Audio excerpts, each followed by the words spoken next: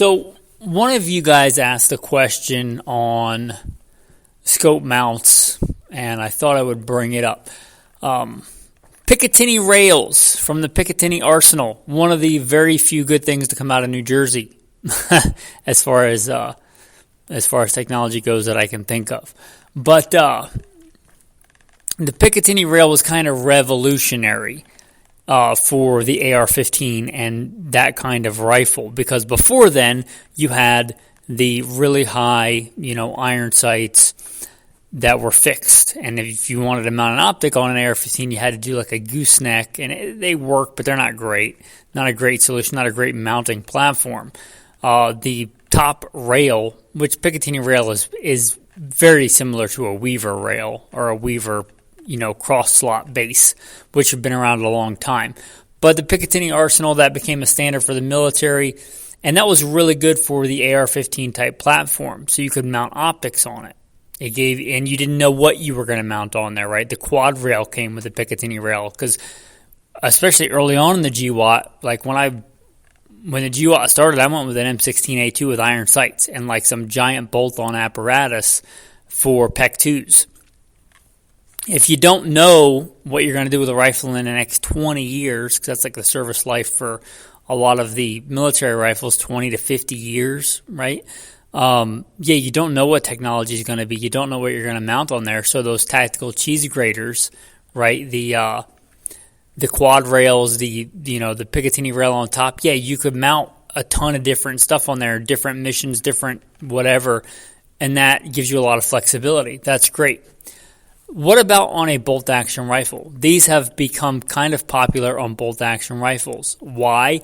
I think largely because people want to make every gun look like a tactical cheese grater. They don't understand why the rail exists, what it's for, and some do and they choose it anyway. But here's the thing. For a bolt-action rifle, I do not prefer a rail. In fact, I'm trying to think if I have a rail on any of my bolt-action rifles, and I don't think that I do, like a full-length rail. I don't think that I may, because a system may have worked out that way, but I don't think that I do, and here's why I don't like them. Numero uno, that's number one, for you guys that don't habla the old Espanol, just kidding. Number one, they're heavy, right? They add weight to your rifle. Now, some guys want to add weight to their rifles. These very impractical, in my opinion, shooting competitions where you're trying to get your rifle up to 18 pounds, then, you want extra weight. So you want that extra heavy rail. So, if you're carrying your rifle from your truck to the shooting bench, hopefully that's weight is not an issue for you.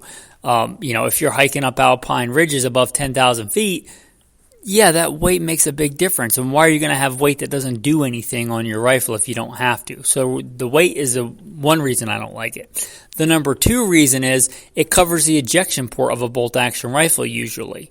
Usually, not always. Oh, and I just thought of one of my bolt rifles that has a rail, and it's the Sig Sauer Cross, because that rifle it's a chassis rifle that's made like that, and I can't do anything about it. So there's one example. Getting back to, it covers the ejection port. So most bolt-action rifles, if you get a double feed or a malfunction, you want to be able to get into that action and get that clear. If you put a rail on top of that, that closes in that ejection port. So it's way harder to get in there to clear a malfunction. So why would I want to do that? Right, why would I want to cover the top of the action with a giant piece of metal, so I can't get my hand in there? Another one is, I said tactical cheese grater, it catches on stuff. It could catch on something. And why would you want that if you don't have to have it? Another one is it can make your rifle, what is that, numero trace? Another one is it can make the mounting system higher. And again, if you're just shooting off a bench, it doesn't really matter because you have all the time in the world to get your head position correct. But if you want to be able to, snap shoot, like bring that rifle up from a port arms or whatever and get a quick shot off at an animal quickly, or whatever you're shooting at quickly, not like laying down, not a belly gun, right? But like you actually want to be able to shoot that gun and bring it up quickly because fractions of a second could make the difference. That proper head height, like just bringing that rifle up into your shoulder and the optic is right there where it needs to be, that extra height that you need sometimes for the rail is deleterious to your effectiveness with the rifle. So I don't like them for that.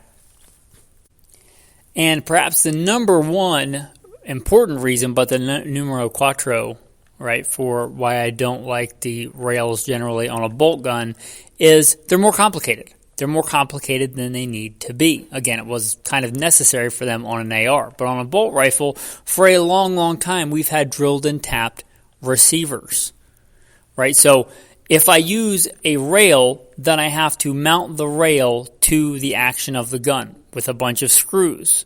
That's complexity. Then I have to take the mount and mount the mount to the rail and then the optic to the mount. Okay. However, if I just get regular mounts like tally rings or many of the Leupold rings or the DNZ rings, I can just mount them directly to the action. That gets rid of a lot of potential issues.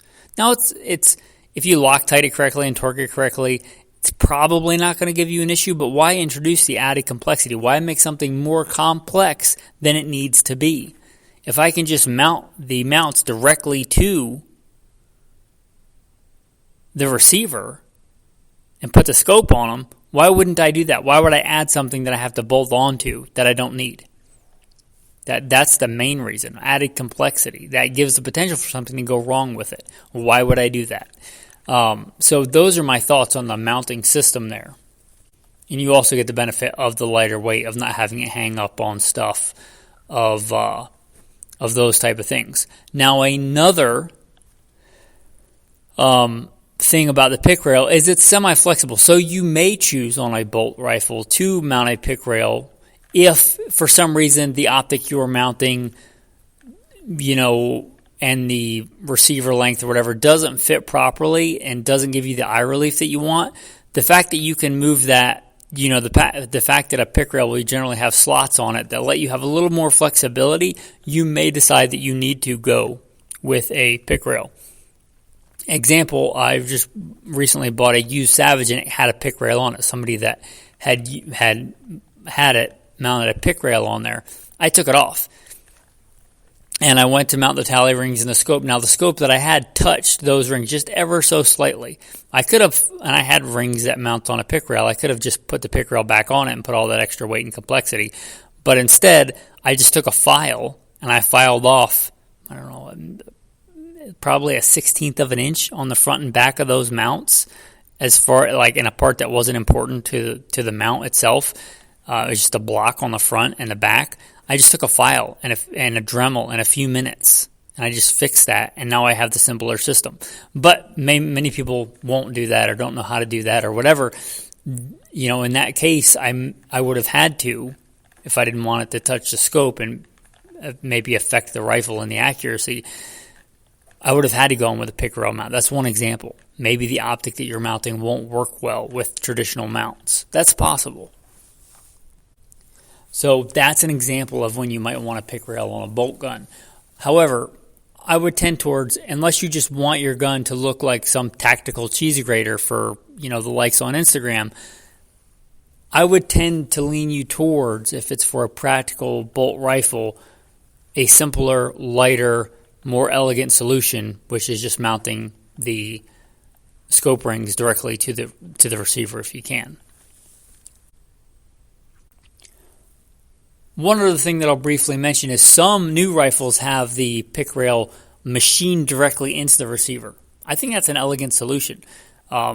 So that is pretty rare, but that is a thing, and that would not give you the extra complexity. And since they're machined in, they're probably not going to be very high, as opposed to something you have to mount on that's generally going to be higher. So that would be a good solution if the rifle has it, but I'm talking about actually it's part of the receiver. It's not an added part.